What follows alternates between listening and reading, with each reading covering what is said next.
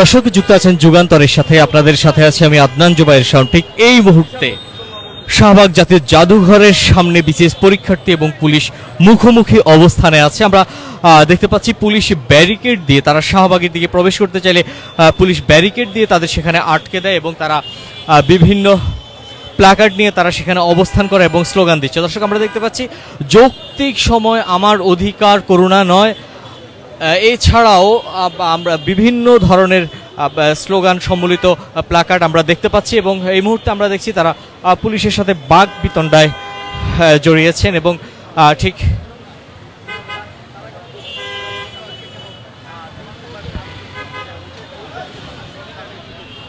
এই মুহূর্তে পুলিশ এবং বিসিএস পরীক্ষার্থীরা শাহবাগে মুখোমুখি অবস্থানে আছে।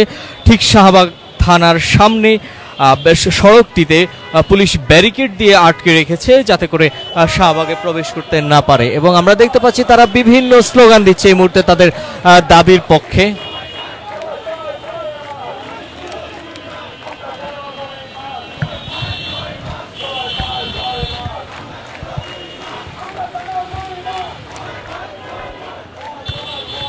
দর্শক দেখছেন এই মুহূর্তে জাতীয় জাদুঘরের সামনে বিসিএস পরীক্ষার্থীদের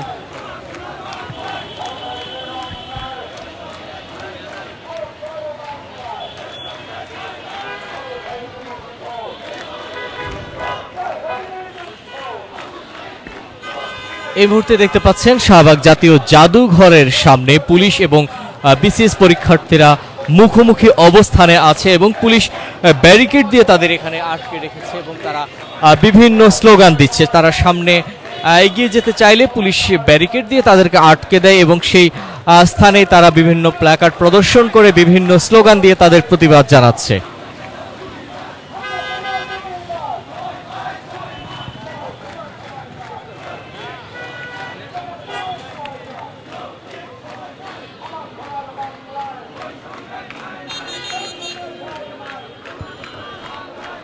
দর্শক তারা বিভিন্ন স্লোগান দিচ্ছে তাদের দাবির পক্ষে এবং পুলিশ তাদের ব্যারিকেড দিয়ে এই মুহূর্তে আটকে রেখেছে।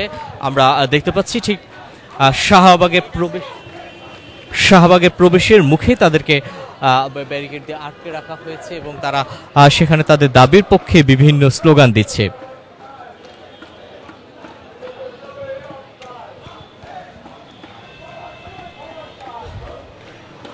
দর্শক বেশ কিছুদিন থেকে তারা তাদের দাবির পক্ষে তারা বিভিন্ন সময় বিভিন্ন কর্মসূচি পালন করছেন এবং সংবাদ সম্মেলন করেছিল। তাছাড়া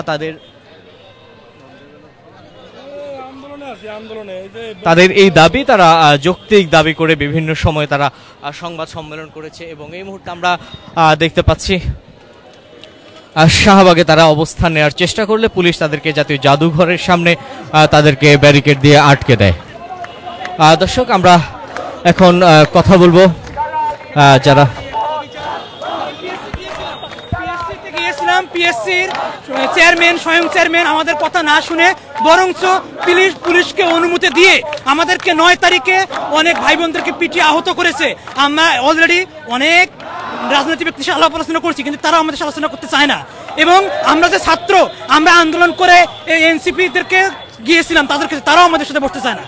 তারা আমাদেরকে নানা নিয়ে বিনিয়ে আমাদের সাথে কথা বলতে চায় না এবং তারাও আমাদেরকে কোনো ধরনের সাহায্য সহযোগিতা করেনি। এটাই হচ্ছে ভাই কথা। ধন্যবাদ।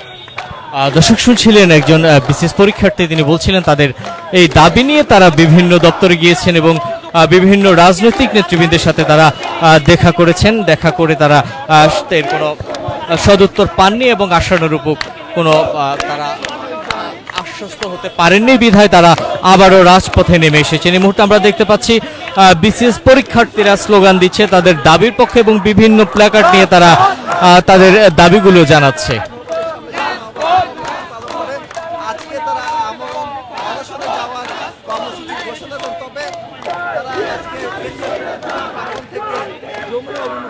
দর্শক যমুনা অভিমুখে তাদের এই পদযাত্রা ছিল এবং পুলিশ তাদেরকে ঠিক শাহবাগ থানার সামনে ব্যারিকেড দিয়ে আটকে দেয় এবং ঠিক সেখানেই তারা বিভিন্ন স্লোগান দিচ্ছে তাদের দাবির পক্ষে। যৌক্তিক সময় আমার অধিকার, করুণা নয়।